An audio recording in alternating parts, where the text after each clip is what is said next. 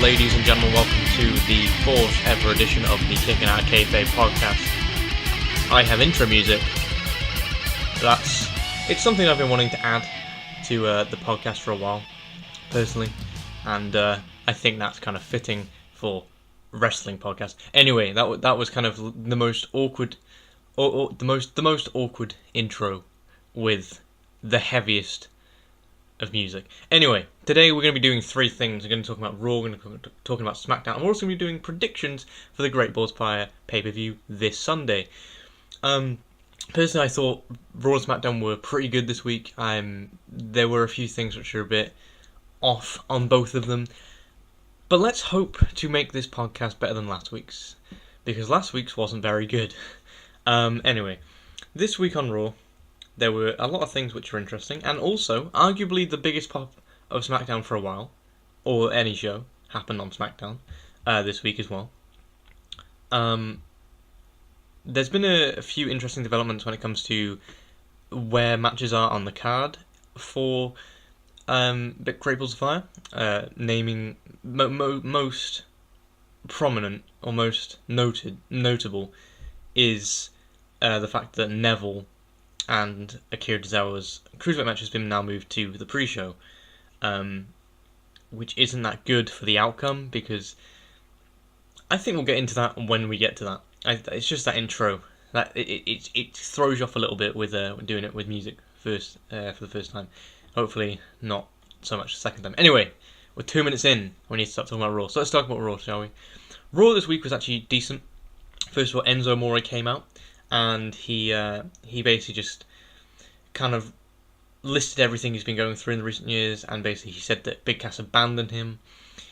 As always, I am using Bleacher Report, because I watched these segments in the morning yesterday, and I can't really remember them that well, so it's good notes. I don't like to go into these are my notes. I don't write any notes.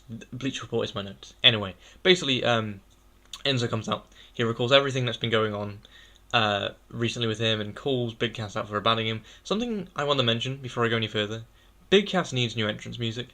I understand that, this feud has... I don't know how long this feud has been planned, or they just randomly decided to do it, but you'd think that Big Cass would have new entrance music, or at least have the old entrance music just with him talking over it. I don't understand why he's still coming out to the old music. I hope at their match at Great Balls of Fire they actually give him new music. I don't know what, because it's kind of hard to give new music to a person that the old music fits him almost good. Maybe they'll do a remix, because seemingly that's something they like to do with when someone turns heel. Like if you look at the Colognes, or the Shining Stars at that time, or if you look at Neville's music, it was basically just remixed. I think they both went slower, or the pitch was changed a little bit, so it was a bit more menacing. I don't know if it would work as well with the current theme they have, but anyway. Basically, Big Cass basically dismissed this, in Amore's basically whatever he was saying, and he basically promised to leave Amore unable to walk after the match at Great Balls of Fire. Thank you, Bleacher Report. And basically, Amore Enzo basically, right, let's stop, let's take a breather, right, I mean, we're 4 minutes in, right, basically, Enzo jumps him from behind, or side on, and attacks him, and then, I think it from the back it looked like Kurt Angle, but it wasn't Kurt Angle. I think it was maybe Finlay, or the people backstage people, referees, producers, whatever. They basically separated them, and then later on I think a match was announced between the two. Interestingly, there's been rumours, or I guess speculation, how long matches will go on Sunday, and as Sheamus and Cesaro are defending their belts against the Hardy Boys, which we will get onto in a little bit, but they are defending the belts against them in a 30-minute Iron Man match, which should be, hopefully, the best match on the card, because I think Sheamus and Cesaro will do great on their half, and the Hardy Boys are more than capable as well. I'm also glad they're actually including a lot of stipulations, because the tag team scene, I think personally, is a lot more exciting when you include stipulations, or tag team matches is a lot more are a lot more interesting when you include a stipulation. But as that's going 30 minutes long, it's like what matches are going to be cut down? Well, the obvious one is Enzo and Cass. They're obviously going to go a minute, two at the most. Enzo's going to get in maybe a punch, or Big Cass is just going to big boot him and win. So yeah, and apparently the rumor is, or the plans are, that Big Cass will win here and then go on to feud with Big Show. Now, and again, there's been another rumor.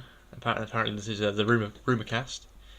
But that Big Cass will actually, not Big Cass, Big Show will actually be teaming with Enzo going forward, basically not changing Enzo's gimmick whatsoever. Now, that works well on one hand, because I don't think Enzo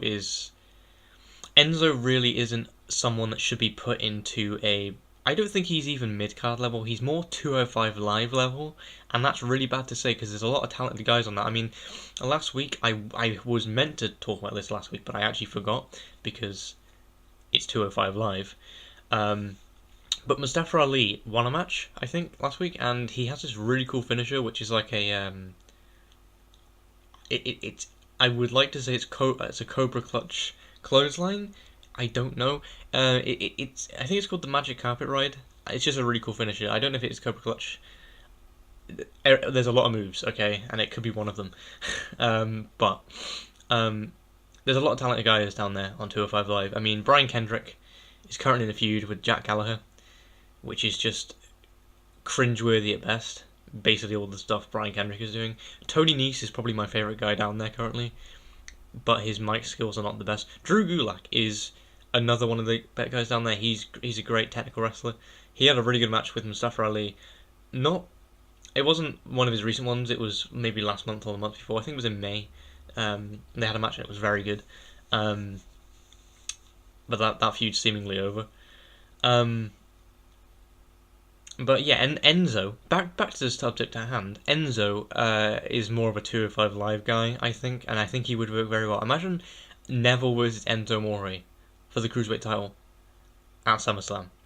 Instead of Enzo being in Big Cass's corner, Big Show's corner, or even having it at like Royal Rumble.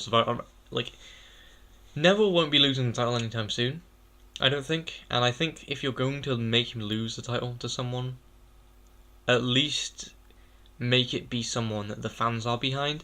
I mean, Akira Tozawa is someone that people like and people enjoy watching, but the whole out of nowhere German suplex was probably the best thing to his character, and also the chant he does, which I'm not reiterating because it'll be even worse than what he actually does. That's seemingly over, so I don't get why. No, I'm going in a different direction there. Neville needs to lose to someone that's over. They can't just have, TJP win the title, because it'll feel like nothing. It'll feel like nothing has been accomplished. It's like, oh, Neville is arguably the most over person on the 205 Live roster, and then you bring in TJP, who nobody likes. Like, I mean, there's a very small percentage of people that do like him, but people, like, the crowds aren't chanting for him. Having someone like him come along just to dethrone him wouldn't do anything. It wouldn't do anything for Neville. It wouldn't do anything for TJP. Anyway, back to the topic at hand. Yeah, Big Cass, Enzo Amore. It's probably not going to go that long. It's neither will a few other matches. The next match on Raw was Bayley and Sasha Banks versus Nia Jax and Alexa Bliss. Now this, to me, had at first I thought, okay, Bayley's going to take the pinfall here, but it turns out it wasn't. Alexa Bliss actually took she tapped out to the bank statement, which I hate the transition into that. I hate how Sasha Banks can go from a really, really bad backstabber to, like an okay submission maneuver. Then again, Sasha Banks is just awful. I mean, she'll probably be better when she turns heel. She should have turned heel by now. Maybe if Bailey is in her corner on Sunday or something. I don't know. I would like to see Bailey versus Banks again, but because I haven't actually seen the original two, and apparently they were really good. I will argue that probably when I see those two matches eventually, because I don't think either of them are that great in the ring or that good overall. But I would like to see it, like a new version, especially between a heel. I know they were. I think they were heels. Well, Sasha was heel at the time. I don't know if I mentioned this last week, but there's murmurings and rumors that people want Bailey to turn heel. If I did, I'm just going to briefly talk about it again. But basically, my entire thought on that is that they shouldn't, because Bailey wouldn't be suited as heel because she's not very good at the moment, and turning her heel wouldn't really do anything for her. Yes, I said basically, Sasha Banks won this match for her team by basically making Alexa Bliss tap out in the bank statement.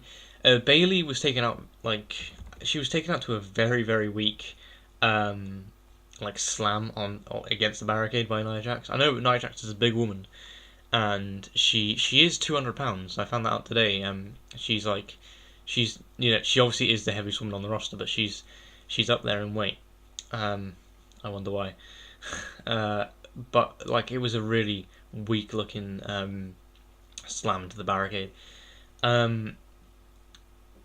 I'll talk more about my prediction for the Banks Bliss match later on. I don't really want to get into it right now because I want to go into that in a bit. But the match was fine for what it was.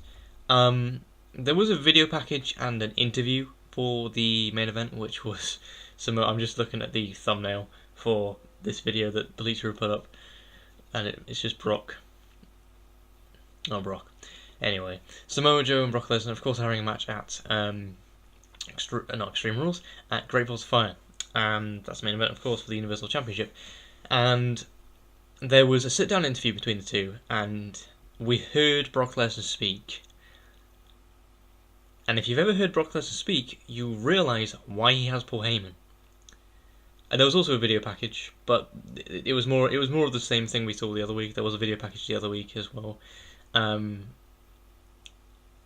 But whatever. Samoa Joe actually got out of his seat and actually went around looking for Lesnar, and they eventually found him, but they didn't really get into anything because security and producers and stuff basically got hold of Joe before he could do anything to Brock. I do like how Brock isn't phased. If someone had choked you out 2 or 3 times by this point, you'd be pretty shaken. But Brock's like, no, you're just a coward. You're just coming behind my back. If you stood face to face, you wouldn't even be able to get on. I mean, I think he's going to get the coquina clutch on him, but I think he'll reverse into an F5 or something. I mean, we haven't seen the Germans. Samoa Joe has taken no bumps whatsoever throughout this entire feud. I am kind of getting more excited now for this match. I did say last week, or I had to record last week's podcast multiple times due to my stuttering or my just lack of concentration or whatever. And maybe I didn't mention it. I don't know. I didn't listen to the last one. But I wasn't that fussed on this entire feud. But I'm getting more interested now. A week before, 6 days before the pay-per-view. And the match. I mean, the match should be good. They're two big guys. Brock Lesnar isn't the fastest of people. I mean, he's not the slowest, but he isn't, the fastest.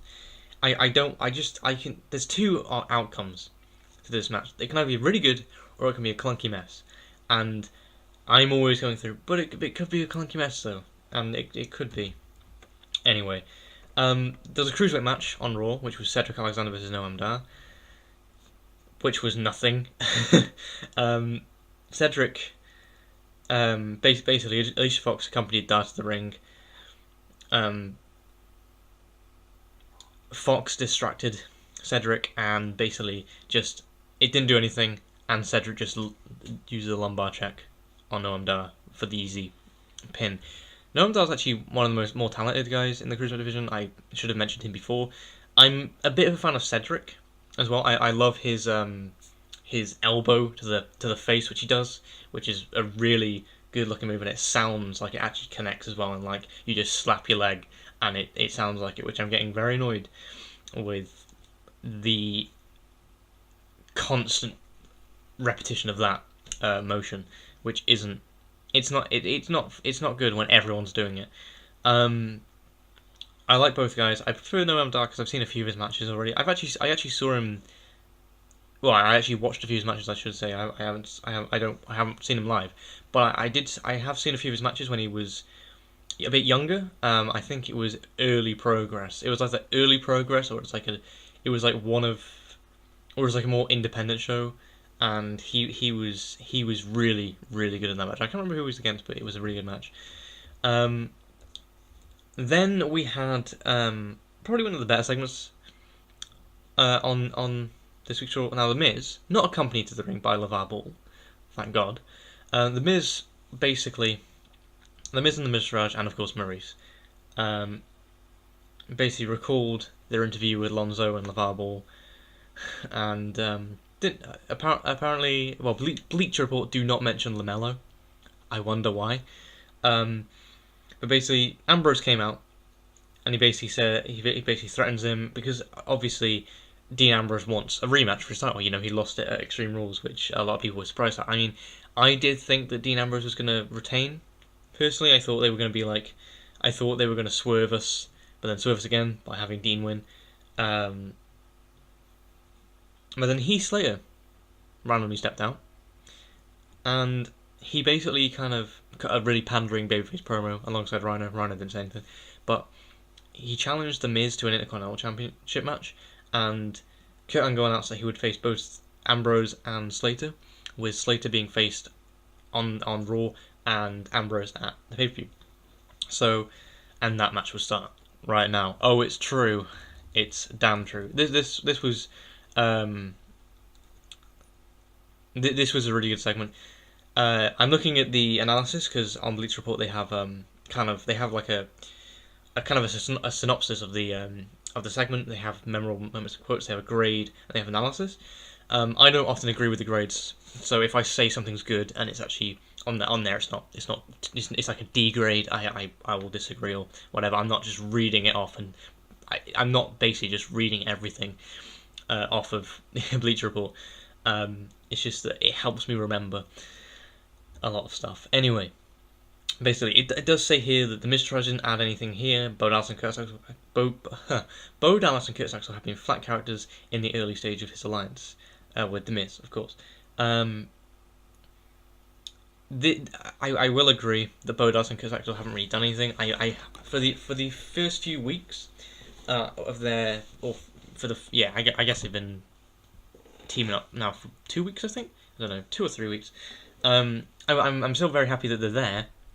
It would just be nice to see if they're, it would just be nice for them to do something. And also it says here that more superstars should be hungry for the mid-card gold, because they're talking about including Slater into the IC title picture. I think if more people, because you see, as Brock Lesnar is such a badass, people are going to be scared of him. People like, the lower down guys like Heath Slater and Rhino and Enzo Cass, they're not going to be wanting to mess with Brock Lesnar, so they're going to be having to set their sights on, because everyone wants to be a champion in WWE. You don't go to WWE to just go there, unless you're Hideo Itami, who just wanted to participate in a tryout or a workout thing, whatever it was. But I mean, if I were in WWE, I'd want a championship. I don't really care. Intercontinental is probably the one. If I were in WWE, I would probably go for, because it's personally my favourite belt. I don't really see the US Championship as anything really, especially with the people that have held it since I've started watching wrestling. But I do think that more people should be included in the Intercontinental Championship area. I mean, who have you got on Raw that can participate in this area? I mean, you've got Heath Slater, you've got Rhino. You've now got Enzo and Big Cass. I mean, Big Cass versus The Miz would be cool. Goldust, R-Truth, that would be... I mean, I'm literally going through tag teams now. Kurt Hawkins, he could have a final retirement run, which everyone wants to see, have a Goldberg run of his own. Anyway, Miz and Heath Slater had a really good match, actually. I'm pretty sure in this the fans were doing This Is Awesome. No, this also happened on 205 Live this week when I've been thinking about doing 205 Live reviews, but I don't really see the point because it's like 3 or 4 matches, and I just don't care. It was between Rich Swann and TJP, and there was a match between them, and then the fans were chanting "This is awesome." I really hate that chant. It's given away so frequently. I was hoping for an analogy then. I must talk very slow in order to avoid me stumbling over my words. Anyway, basically, I really want on the network or something a button which I can just press to hear no crowd noise, except for pops, and except for just cheers. Because I've been watching a lot of older wrestling recently, and I find it a lot more fun than modern wrestling, weirdly. I mean, Lindsay Dorado never had a good match on 205 Live, but there was a match, what was it? David Sammartino versus Brutus Beefcake at WrestleMania 1 was a very good match. And, I mean, the main event at WrestleMania 1 was also very good, in my opinion. I thought, for what it was a good match. May not have been the best technical. It doesn't boast to be the best technical match out there. It's not going to top Meltzer's rating system. But then again, I don't really think people should go by Meltzer's rating system because he is very biased towards New Japan, and maybe you can argue, oh, it's just where the better wrestling is. I mean, you could argue that. But then again, I don't watch a lot of New Japan. I've seen a bit of that, but I as I said last week, I don't enjoy it as much as other people do. Anyway, basically, the finish of this match was the Miztourage. I still hate that name. The Entourage basically distracted Rhino, and they beat him up at ringside. And Miz basically just did the skull crushing finale onto Heath and got the pin, of course. So yeah, I mean, it was a good match, but now time for the match that everyone is waiting for, and is still. Are they holding this off to SummerSlam? Because this isn't on the Great Balls of Fire card. I will literally look as I've got it on another tab here. No, this match is not on the card, right? Goldust versus R-Truth have been feuding for over a month now. They missed out on Extreme Rules because I don't know. I think it's because their feud started a little bit too soon. But there's no real excuse for this match not to be on the Great Balls of Fire pay-per-view, unless they're adding it to the pre-show at some point, because they do like to announce matches like a few days before. So if they do add another match, I will update my predictions, and in the review of Great Balls of Fire, which I'm hopefully doing, I don't know when it'll be out, but I'm doing that Monday. I'm recording it Monday, hopefully. That I'll include my prediction of that match before I talk about it. Anyway, basically, Goldust basically just played in this segment. Goldust basically just played the Shattered Truth, which was when he beat up R-Truth in that really weird exchange they had on Raw last week. And it's funny because they actually turned this match. They turned an awkward brawl into Brock Lesnar versus Samoa Joe, basically, because Goldust must be a great director, because he made the brawl look really good when it really wasn't. R-Truth also weirdly ate popcorn behind him, and I don't mean it was just because he was eating it behind him. He was eating it weirdly, and then they brawled, basically. Who cares? The match of the century, Seth Rollins vs Kurt Hawkins, had their second in their best of 7 series this week, where Rollins won again. Bray Wyatt didn't show up this week, weirdly enough. I was thinking today to do a bit of a funny podcast, but then again I didn't have and then I realised I didn't have the charisma to pull it off. But I was thinking about doing it where I would just literally review last week's Raw, because this week has literally just been a repeat of last week's Raw. But Seth Rollins basically just called Bray Wyatt a coward, did a bit of a pandering promo, and then just walked off, as it says here on Bleacher Report. Thank you. This, weirdly enough, I think Bray Wyatt's winning at Great Balls of Fire. I think that there was a video package later on in the night, or it could have been. I'm just looking up and yeah, it was a little bit later on after this segment. There was another match in between, and the Bray Wyatt's promo, it's weird because I know Bray Wyatt. There's so much stuff going into the match. Like, Seth Rollins is the cover of WWE 2K18, and Seth Rollins, was a actually good world champion. And then you have Bray Wyatt, who's going on about how he's a god and all that, and it's like, oh, he's going to win then. And then on Sunday he's not going to win. But I'm going to go with Bray Wyatt once we do predictions anyway. Neville vs. Mustafa Ali actually happened as well. I don't know why. I mean, Mustafa Ali, I think, is over. I want to say he is over. But, I mean, they shouldn't have gave away this match. I mean, they already have. But when you're building someone up and just give away the match on a random Raw, whatever. I mean, this was the go-home show, technically, which is weird to say. But I don't think you should be giving away this match. Especially if you're pushing Mustafa Ali to be the next champion, whatever you're doing with Mustafa Ali. I mean, Jack Gallagher's getting matches as well. Of course, Neville won this match, as he would. Then there was a Bray Wyatt promo, which is okay. It was good. Then we had a pretty good match between Finn Balor and Cesaro, which I thought. I mean, I said this last week. I'm pretty sure I said this last week. I don't like the idea of champions losing all the way up until the pay-per-view in which they win. Finn Balor beat Cesaro here today. There was basically Elias Sampson ran in and caused Balor to basically he took a cheap shot at him, and basically the Hardy Boys, who were on commentary at the time, came down to the ring and basically brawled with Sheamus and Elias Sampson. This basically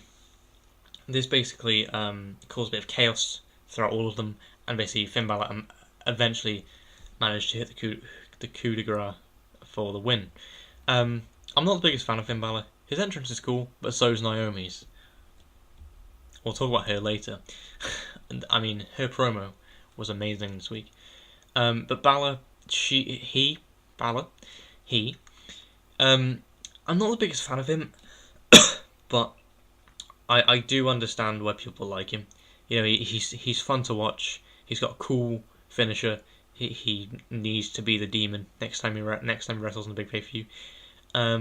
I imagine when he's going to win, he'll be the demon, a bit like Ric Flair when he wore the red trunks.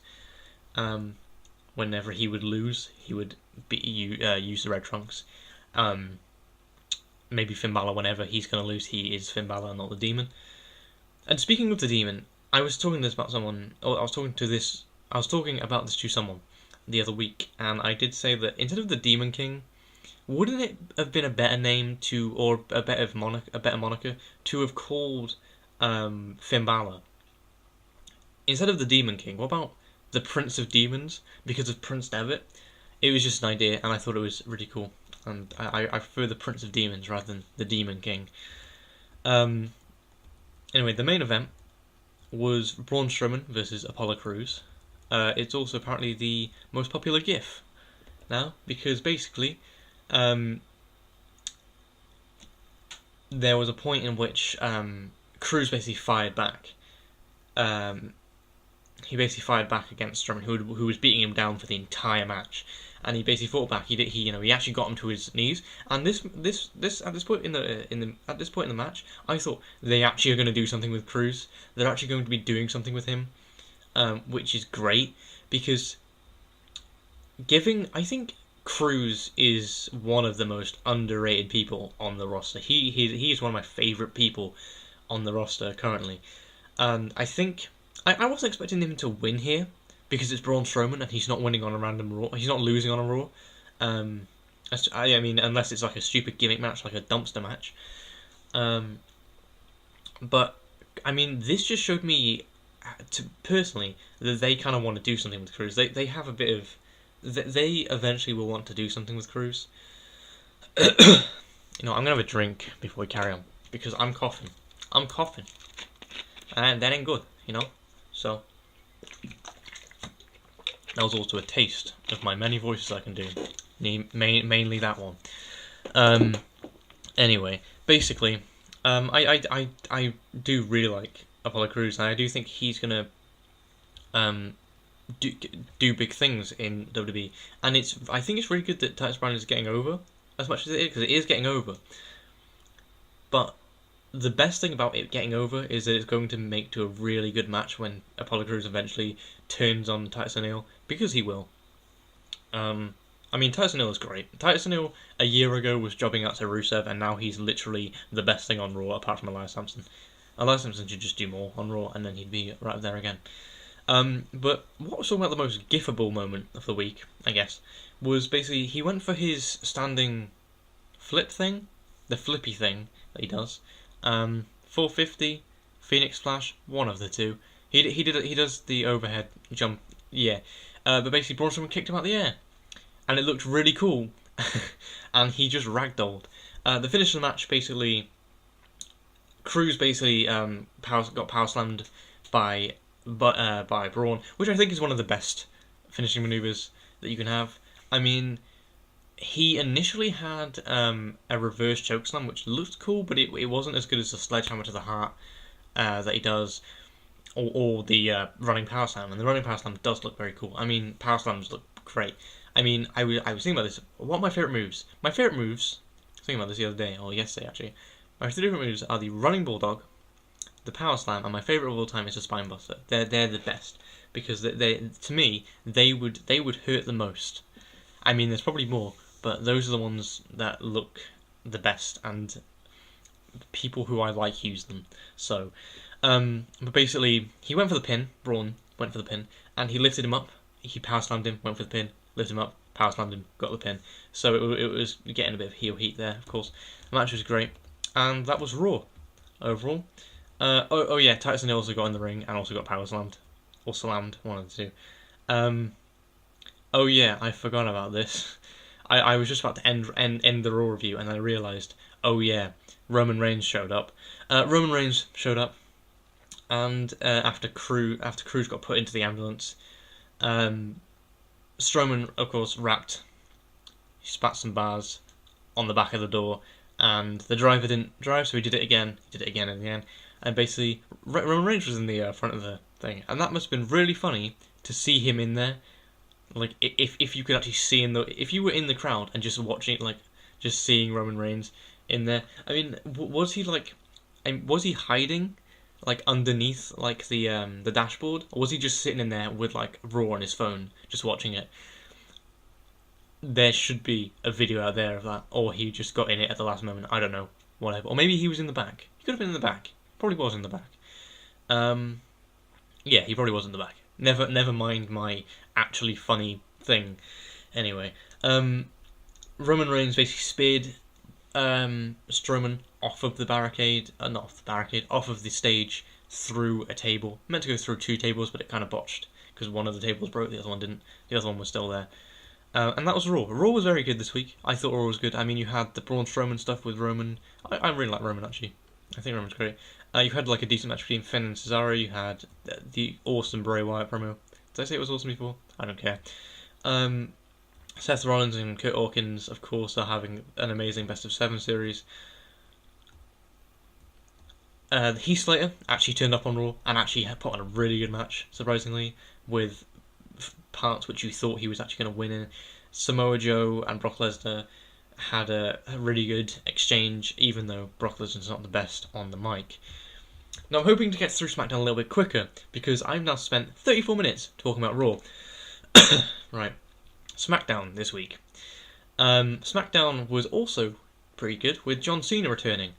Of course, it's the Independence Day version, so he returned here, which was probably the best time he could return. He cut a really good. He put a really good promo. John Cena is probably. I'm trying to think of any other people that I like as much as him. He is probably my favourite guy on the mic. I can't think of anyone else that tops him. I mean, Alexa Bliss is also great. But the men, out of all the male wrestlers, I can't think of a man that is better than Cena off the top of my head. Or maybe it's just that I'm looking at Cena on my screen now and I'm like, he is the best talker.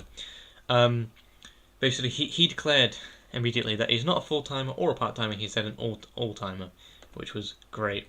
He also said that he's going to go between Raw and SmackDown because he wants to go down in a blaze of glory if this is his final one. He also got interrupted by Rusev, and this was the pop I was talking about. Rusev came back. Rusev's a heel, but he came back to a really big pop. It was surprising. I know someone that was really, really surprised by how big the pop for Rusev was. I mean, Rusev is great.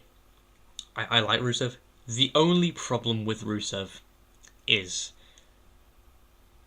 number one, he doesn't have Lana with him anymore. Which to some is I mean, I like the pair of them. I think they're great as a pair.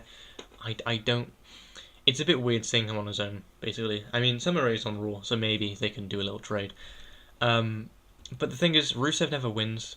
I mean, there is a flag match scheduled between the two now, between him and Cena, because basically, Cena said that because of course Rusev comes to the ring with a flag. Cena basically said, if you put up the Bulgarian flag, and I put up the US flag in one corner, you put. Let's try that again. No retakes on this podcast. If I put up the US, I've already messed up. If you put up the Bulgarian flag in one corner, and I put up the US flag in the other corner, we'll have a flag match right here on SmackDown, right now. And he's like, no, we'll have it on Battleground. And of course, it was scheduled for Battleground, which could indicate that Rusev is winning. I would really like to see Rusev win. I mean, Cena's on his last leg of his career, and I mean, they've been uploading videos of him to their YouTube channel recently of like his initial run. You know, when he debuted from Chris Benoit and went into a feud with Chris Jericho. Chris Benoit, Kurt Angle, different people. he debuted against Kurt Angle. He went into, I think it was because I was going with Chris Jericho. And I remembered, oh yeah, who was also running at the time? Chris Benoit. He had a feud with Chris Jericho, and it was they put on some really good matches. And there was also one with Test, a match with Test, which was quite good as well. I don't get the comparison between Test and Big Cass because apparently they look the same. They don't, but okay. But I think if Cena, if this is his final, you know, if he's on the last leg of his career, he should do 3 things. He should put over people. He should win the Intercontinental Championship, and he should win his next WWE Championship. I really want to see him win the Intercontinental Championship. I know it's gonna be like, as I said before, you know, people should be going for the Intercontinental Championship, and like the lowest card guys should go for it. But I mean, imagine Cena versus Miz for the Intercontinental Championship. I mean, that would have been. I think that would be a great match. But I think Rusev, people don't like it how Rusev has been put into a feud with Cena straight away. I don't mind it personally. I mean, especially that I think he's going to win. The next match was surprising again. Chad Gable is now apparently singles. He did have an interview, I think later on in the show or at some point, basically saying that he and Jason Jordan are not split up. They are not a tag team. They're still a tag team. However, they're just going singles at the moment because the tag team division is a bit too heavy for them at the moment. That, you know, there's not enough room, or it's not their correct time, I guess is the correct word to go for, or the correct thing to say. He had a match with AJ Styles, and basically, I thought this was really dumb, especially that AJ Styles was in the match. And basically, AJ Styles and Chad Gable had a match, and the winner would be put into the Independence Day Battle Royale, However, the other week on SmackDown, Daniel Bryan made the match for number one contender for the US Championship as an Independence Day Battle Royale. And then AJ Styles said, "Am I in?" And he was like, "Of course you are." And now we're having a match to see if he's actually going to be in it. Well done, creative team. Of course, AJ Styles won this. I really didn't see Chad Gable causing an upset victory here. I don't think anyone did. But AJ Styles got in it. And we all know how that happened later on in the show. Anyway, we also had a Carmel Liberation, as Bleacher Report have named it. This gave me flashbacks to the Blistation, the Blisstation, which was when Alexa Bliss won the title. Maybe it's because they just kind of did a funny thing with their name. You know, whatever. Basically, they kind of just gloated about how she's Miss Money in the Bank. She'll be the first, second, and only Miss Money in the Bank. Naomi came in to apparently a big pop. She also has LED lights on her belt, which look awful. They look as if you've taken... Imagine if someone's taken Christmas lights and put it onto a belt. Yeah, it's probably not that bad, but close enough. She cut a really bad promo, and then she introduced Daniel Bryan, who basically barred Ellsworth from the building. He fined him $10,000, and he also suspended him for 30 days. I wonder who's going to be turning up when they have a match.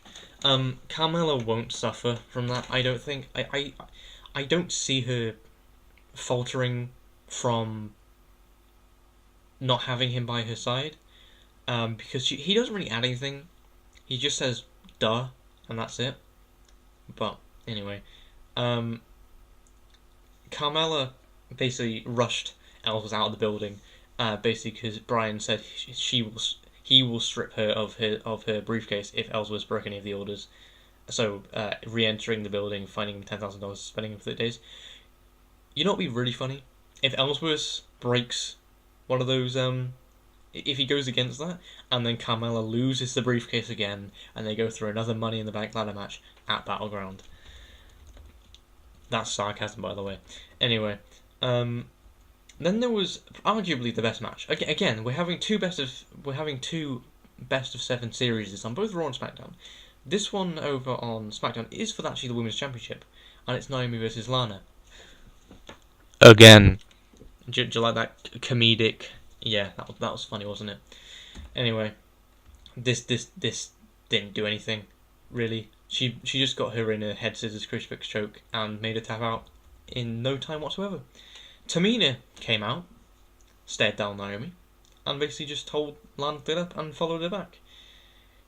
And the only thing I'm going to say about this is that it looks like Lana's got her Rusev back. Also, the New Day and the Usos had a rap battle with Wale officiating it. And if Wale is a rapper, I think he is. He probably is. I haven't heard of any of his music. And also, was Megaran there? I think Megaran was there, because Megaran's this artist who basically remixes. He remixes entrance themes and music from WWE and raps over them, basically. And a bit of it's okay, a lot of it's good. Actually, I should have said a little bit. Not all of it's good, but a lot of it is, I think. There were some pretty good bars in this one. Not a fan of rap battles, but it was okay. I can't really do the segment justice here, because if I do reiterate any of the bars here, I don't think it'll do the segment any justice, so I would recommend just going to watch that. Oh yeah, I did forget to say this. We are now 44 minutes into this one. The entrance music that I came out to today is supplied by Purple Planet Music. You can find their music at purpleplanet.com. I will link their thing in the description of this video. I need to remember that, otherwise I will get copyright striked. Not something I want. I should have mentioned that, and I didn't. So I'm now allocating a little bit of time here to say that. Anyway, I will put that in the description so all of you can listen. It's all royalty-free music that you can download and listen to. A lot of it's actually pretty good. A lot of the I only listen to really the rock stuff just because I think that's wrestling, good wrestling stuff. Or it fits wrestling very well. But anyway, let's get back to SmackDown review. I need to apologise for not mentioning that. I only literally just remembered. Anyway, Randy Orton and English had a match, which was very good. The English is on the show. English has got arguably the best ring gear out of anyone. He's got Vincent Van Gogh tights, which are amazing. Aiden English basically got cut off when he was doing a promo. And basically, Aiden English actually won this match by Randy Orton hitting him with steel steps. I think I don't really know why. I think it was maybe it's teasing a heel turn potentially, and maybe he's getting a little bit frustrated. Jinder Mahal came out and basically just kind of berated the crowd, Independence Day, boo type stuff, and he said, "I'm going to win at Battleground." And then Orton basically called him a jackass and then posed. I'm rushing through this now because I'm looking at the time. And then the main event was, of course, the Independence Day Battle Royale to determine the new number one contender to the US Championship. So the superstars included. These are the ones that I can both remember and that are listed. Were AJ Styles, Sami Zayn, Eric Rowan, Luke Harper, Dolph Ziggler, Ty Dillinger, Zack Ryder, Mojo Rawley, Sin Cara was in there. The Ascension, Fandango, Breezango. There was a segment earlier in the night where Tyler Breeze and Breezango kind of had a back and forth. The only things I really want to say about this is that Styles won, and that Kevin Owens attacked him, and that there was a bit of tension between Mojo and Zack, and I think people are kind of leaning towards Zack and Mojo going against each other. I would really like to see a heel Mojo. I really believe that Mojo can be the next John Cena, because he fits that role perfectly. He may not be the most seasoned on the mic, he may not be the best in the ring, but he is perfect to be the next John Cena. In my opinion. Zack Ryder, I like him. He's fine. He's not the best, but I mean he's fine. Basically what happened was that they kind of had a bit of a face-off. Eric Rowan got involved, who looked extremely sunburnt in this one, or either he was just very red, and he got basically tanned. He got thrown over basically when Zack Ryder and Mojo basically helped each other to get him out, and then basically Mojo turned on Zack Ryder to eliminate him. Heel turn confirmed. Anyway, that was SmackDown. SmackDown was good this week. I would personally say that Raw was better because of everything that happened. I mean, I can't really. I've literally just closed the tab, but things off the top of my head. The Independence Day Battle Royale was great. I mean, it was good. The rap battle was fine. It was actually a good piece of entertainment. But time to do the Great Balls of Fire predictions. Great Balls of Fire actually looks to be pretty good. No Gold Dust versus R-Truth. Shame, I would really like to see their best of 7 series culminate here. I am going to run that joke into the ground, by the way. So let's get into the predictions. I'm flying through this because we have been going too long, in my opinion. First, we're going to start off with the pre-show. Neville versus Kira Tozawa. I've already said this today. This is, of course, for WWE Cruiserweight Championship, and Neville is going to win this. I don't see a title change on the pre-show. I mean, it has happened before, as evident with the club winning their first piece of tag team gold off Cesaro and Sheamus at the Royal Rumble. However, I don't see Akira Tozawa winning. Also, I don't think Neville's reign is ending on a pre-show. I mean, Titus O'Neil, Akira Tozawa are great. So is Apollo Crews. They're all great. Titus Brand, Titus Worldwide are amazing. I don't see them winning here. Neville is retaining here. Cesaro and Sheamus versus the Hardy Boys in a 30-minute Iron Man match for the Raw Tag Team Championships. Cesaro and Sheamus are winning here. I admittedly did read a rumour where there are apparently no plans for the Hardy Boys to gain those titles again. And as also the Broken gimmick is kind of being finalised, the deal's being finalised apparently, that could lead to a potential match at SummerSlam, potentially with Broken Matt, which could be pretty interesting. I'm not the biggest fan of Broken Matt, in all honesty. He's fine. I mean, I would like to see him WWE. I would like to see what they do with him, but who knows. Then we had The Miz with Maurice, Bo Dallas, and Kurt Axel, The Miz Taraj, against Dean Ambrose for the Intercontinental Championship. I'm going to go Miz here. I don't see Dean winning here. I don't see Dean regaining it, is what I should say. But The Miz, he should hold that belt for a while, lose it to Cena now. But anyway, I don't see Dean Ambrose winning. Enzo versus Big Cass. Big Cass. There's no real... I don't need to explain that one. Seth Rollins with Bray Wyatt. I'm going to go Bray Wyatt. This is like my risk one. This is one I probably feel a bit up in the air. Well, this and Roman Reigns versus Braun Strowman as well. But I mean, Bray Wyatt, he could win, and I hope he does win. Those were both singles matches. Bray Wyatt and Big Cass, their matches were. No stipulations for them. Then for the WWE Raw Women's Championship, we have Alexa Bliss, champion, versus Sasha Banks. And I do believe the SummerSlam match will be Alexa Bliss, Nia Jax. I don't see them diverging from that path now. I would like to see Sasha Banks versus Bayley at SummerSlam as well, potentially on the card, which should be good. Not on the pre-show, because I think the pre-show, if someone gets put on the pre-show, it's like, oh, that like all the life gets sucked out of their match instantly. Alexa Bliss is retaining here. I don't see why they need to put the title on Sasha Banks. She doesn't need it. She doesn't. I don't think she. Mainly because I don't want her to have it. I don't want her to be on Raw every week. I can't stand her talking. Maybe if she turns heel, I think I do argue that people can't just turn heel and they'll be good. I do think I'd be able to tolerate Sasha Banks heel more than Sasha Banks face. The penultimate match, which I do believe this match will go on second to last. This or Cesaro and Sheamus. That will probably go in the middle. If I had to pick one to open the show, maybe Seth Rollins versus Wyatt, or The Miz and Dean Ambrose. Maybe The Miz and Dean Ambrose would open the show. Roman Reigns versus Braun Strowman. I think this will be the penultimate match on the card. It's an ambulance match, which will be very interesting. My first ambulance match. I don't know if they've ever done one before. They probably have. I don't care. Braun Strowman's winning this, I think, because I think if this was a normal match, Roman Reigns would win. But Braun Strowman's winning this purely because it's a stipulation match, and it will keep Roman looking strong, while also giving Braun Strowman that win. And finally, the main event: Brock Lesnar with Paul Heyman versus Samoa Joe for the WWE Universal Championship. People would like to say Samoa Joe, but I don't. Samoa Joe winning doesn't make any sense whatsoever. Him winning. Right. Basically, why would you have Brock Lesnar job out to Goldberg for months, right? Or 3 matches. It's basically months. And then win the title.